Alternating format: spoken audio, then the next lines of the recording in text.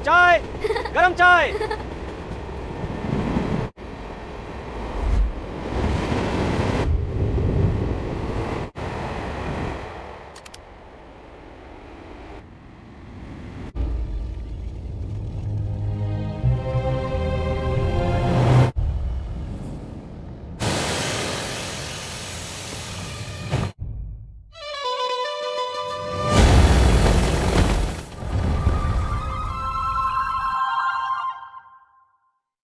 दो जून 2023 की शाम ओडिशा का आसमान बिल्कुल शांत था। बालेश्वर जिले का छोटा सा बहानागा बाजार स्टेशन किसी भी अन्य व्यस्त भारतीय रेलवे स्टेशन की तरह ही सामान्य दिख रहा था।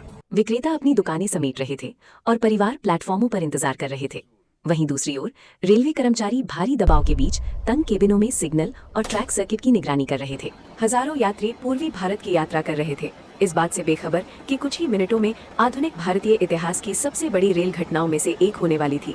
शाम करीब 6:55 बजे कोरोमंडल एक्सप्रेस तेज गति से बहानागा की ओर बढ़ी। शुरुआती अनुमानों के विपरीत रेलवे सुरक्षा आयुक्त की जांच ने एक अलग सच्चाई की ओर इशारा किया।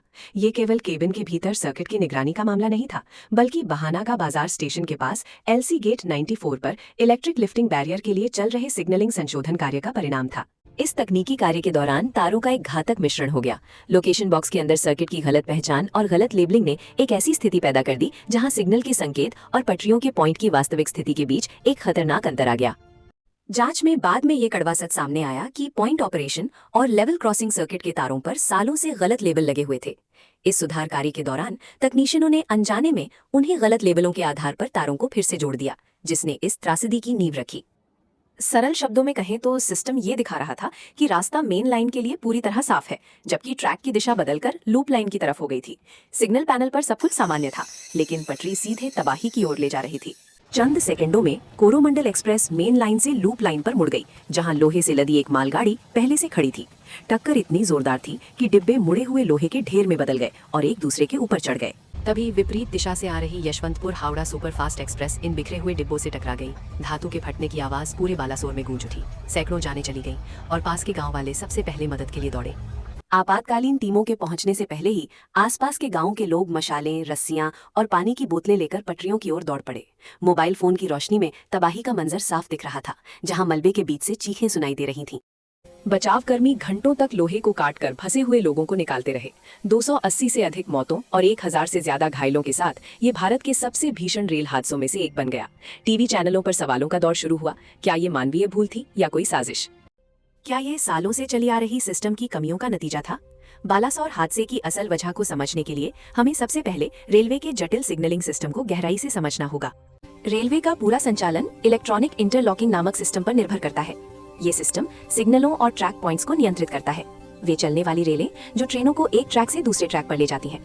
इसका मूल सिद्धांत ये है कि जब तक आगे का रास्ता पूरी तरह सुरक्षित न हो, किसी भी ट्रेन को हरा सिग्नल नहीं मिलना चाहिए।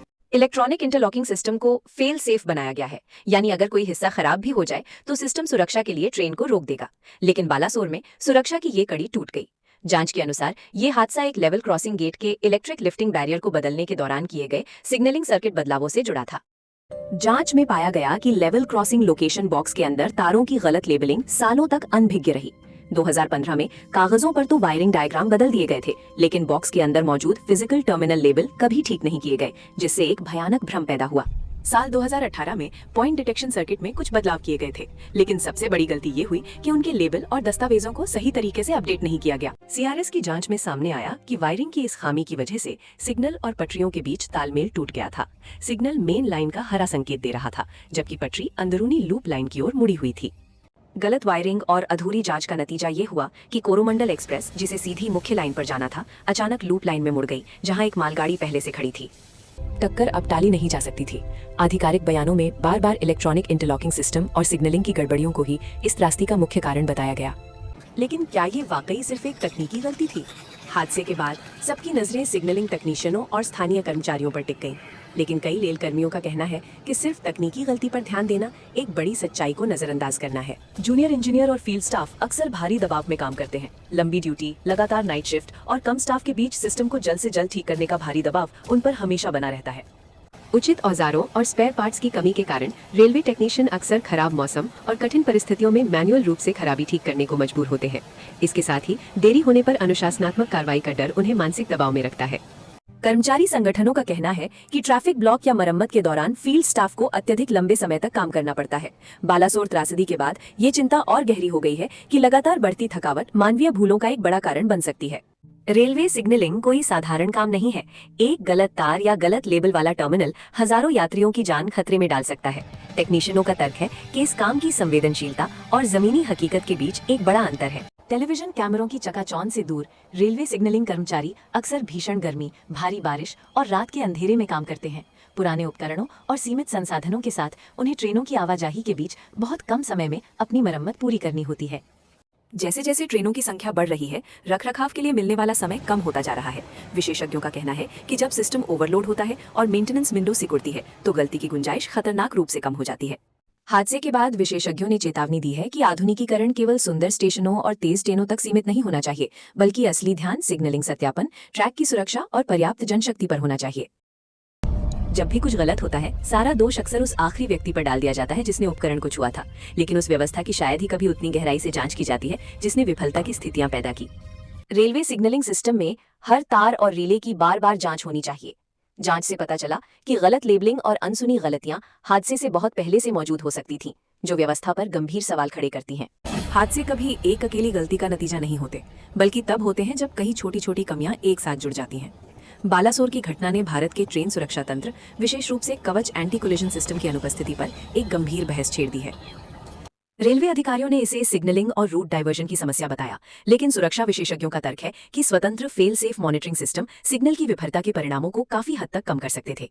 विशेषज्ञों ने कर्मचारियों की थकान के प्रबंधन, काम के घंटों के सख्त पालन, आधुनिक डायग्नोस्टिक टूल्स और किसी भी बदलाव से पहले स्वतंत्र सुरक्षा प्रमाणन की सख्त जरूरत पर जोर दिया है। ये त्रासदी हमें याद दिलाती है कि सुरक्षा किसी एक कड़ी पर नहीं टिकी होती। हादसे के कई दिनों बाद भी परिवार अपने लापता अपनों को अस्पतालों और मुर्दा घरों में तलाशते रहे। मलबे के बीच से आती वो मासूम चीखें आज भी जीवित बचे लोगों के कानों में गूंजती हैं, जिन्होंने घंटों तक अपनों को खोते हुए देखा। बचाव कर्मी इस भयानक मंजर से सहमे हुए थे। वहीं रेलवे का सिग्नलिंग स्टाफ एक गहरे डर में था। उन्हें लगा कि समाज उन्हें सिर्फ अपराधी की तरह देख रहा है, उस सिस्टम के हिस्से के रूप में नहीं जो भारी दबाव और बोझ तले दबा हुआ है। इस त्रासदी ने रेलवे के भीतर एक बुनियादी बहस छेड़ दी।